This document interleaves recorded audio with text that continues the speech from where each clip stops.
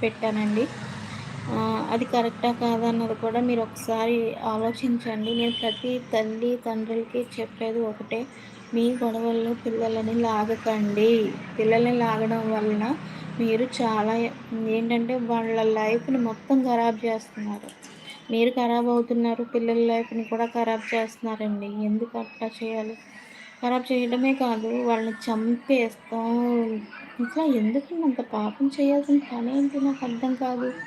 అంత పాపం దేనికి చేస్తున్నారు? పిల్లల్ని చంపేయాల్సినంత కర్మ మీకెందుకు?